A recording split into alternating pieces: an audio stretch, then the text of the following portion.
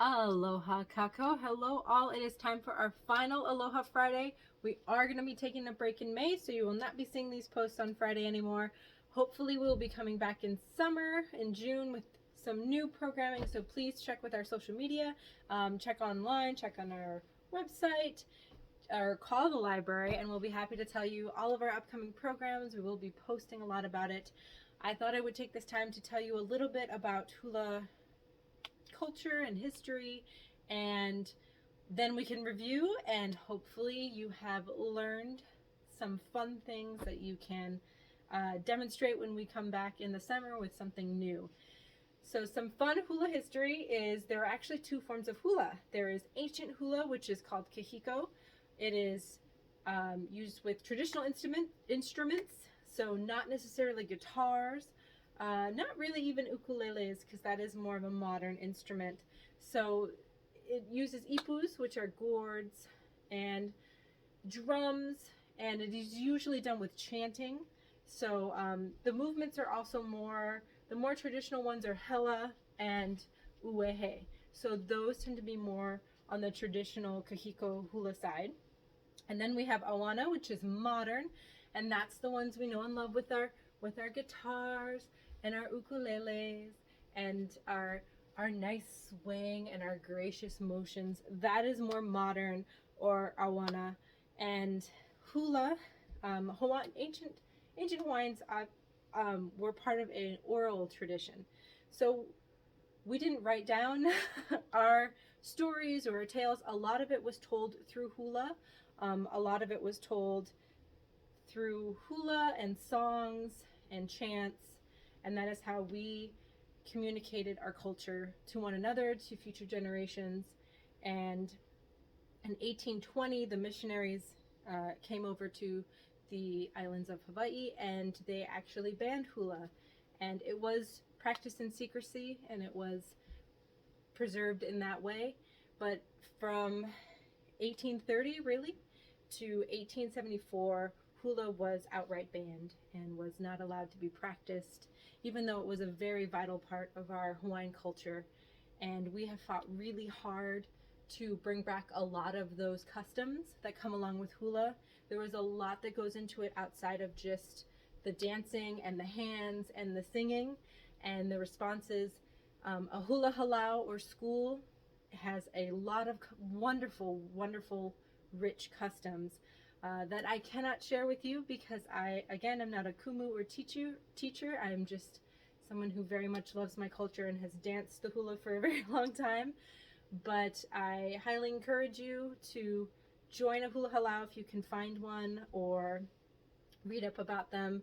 The hula halaus, or schools, are very, very rich in their practices, and it weaves a wonderful history, and a lot of our Hawaiian culture is tied into hula.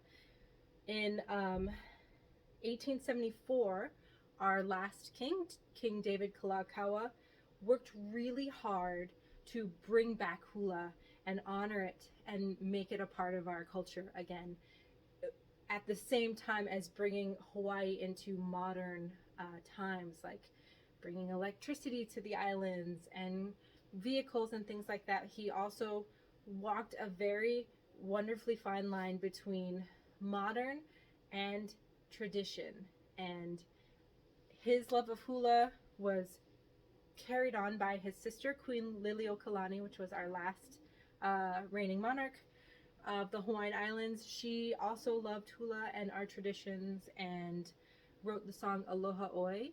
So she, King David Kalakaua and Queen Liliuokalani worked really hard to bring back Hawaiian culture to our islands. So they're two very near and dear people to my heart. But in 1964, a hula competition, but also it's really just a celebration of our culture, but it is a competition. It's called the Merrie Monarch, Merrie Monarch, and it was created in 1964. It is still running today. They just had one, I want to say, they just had one in March. So you can find clips of it probably on YouTube or online, but it was created to honor King David Kalakaua, who brought back hula and our culture to the islands. So that's just a little bit of the background. It is very rich. I'm very happy that I come from such a beautiful, beautiful culture, and I love to celebrate it, which is why I have been showing you some of our hula moves. That being said, it is time to practice our hula moves. So I'm going to angle this down a little bit because I really want you to focus on my feet. It's not so much about my up here at all, but I want us to really practice and drill it in. So, uehe, and I want to be able to say these and you practice them without me showing you. So if I were to say uehe, you would know it is which move. So don't forget to get into your dancer's pose, hands on your hips, knees slightly bent, tailbone tucked under, abs pulled in, and show me the uehe. So that one is 1, 2, 3, 4. It's not really a 4 count. It's more like a 3 count.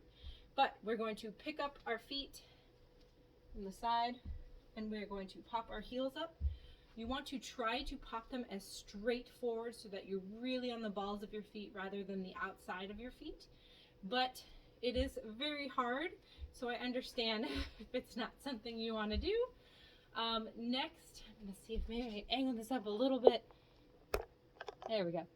Next, we have the hela. So that one, I'm going to point your foot out and bring it in. So out, in. You don't need it directly in front. Off to the side is a bit better. So we want it at a slight angle. Do not show the bottom of your feet. But instead, these nice graceful points. Make sure that you're not coming up and down. We want to stay all one level. So just out, in. There you go, perfect. So we have uehe and hela and the lele uehe, which combines the two. So it is, this one you do have a level change. So you're up, down, hela, uehe. Up, down, hela, uehe. So up to speed. Ooh, lost my balance. So, uehe, hela, lele uehe combines the two. Kaholo, or the vamp, this is kind of the foundation. This one's used a lot in the awana or the modern hula. So, either hands here, hands on your hips, come in your dancer pose. 1, 2, 3, tap. 1, 2, 3, tap. 1, 2, 3, tap. If you want to add the hands, chest height, elbows slightly bent. You can either have them go this way, that way, or you're going to pick up your tissue and gently throw it away. Pick and toss, and your eyes follow your hands because your hands are what is telling the story. So when you look at your hands, people who are watching you dance tend to look at your hands. And so you want to draw attention to what is telling the story. And it is not my feet. It is not my hips. It is my hands, which will do different things for different parts. So that's the kaholo. Uehe, hela, lele uehe, kaholo. Next we have the ami. So those are the ovals with your hips. You want to practice going in one direction and then the opposite. We have our ami. You're trying not to lift your heels up. So your heels stay nice and grounded. And you are really using your thighs as how you're getting your hips around in those ovals. So we have uehe, hela, lele uehe, kaholo, ami, and we have the ka'o, which is a sway. So you are lifting up one heel and you are pushing your hip as far as you can the opposite side. So you're kind of dipping your hips. Again, your shoulders should not be bouncing up and down. You are having your thighs are the things that are really propelling you. So we have uehe, hela, Lele oehe, kaholo, ami, ka'o. Next we have the kavelu and the kalakaua. So the kavelu is a rock step. So you're going to go 1, 2, 3, 4. 1, 2, 3, 4. 1, 2, 3, 4. 1, 2, 3, 4. And the kalakaua. So that's the double. 1, 2, 3, 4. 1, 2. Normally you don't turn forward. It's hard for me to do it. So you're going to do a 1, 2, 3, 4, 5, 6, 7, 8. So you only do that tap on the very last one. 1, 2, 3, 4, 5, 6, 7, 8. And you want to make sure that the leg that is facing your audience is the one that's in front. So it is not this. It's the leg in front. So make sure that that's what's happening. And last but not least, we had the ami onu, which is the figure 8. So that is just like that. So keep practicing. I will not see you in May, but I will hopefully see you in June. Contact the library for more information about our summer programming, and have a wonderful rest of your day, week, month. I will see you in June. Aloha.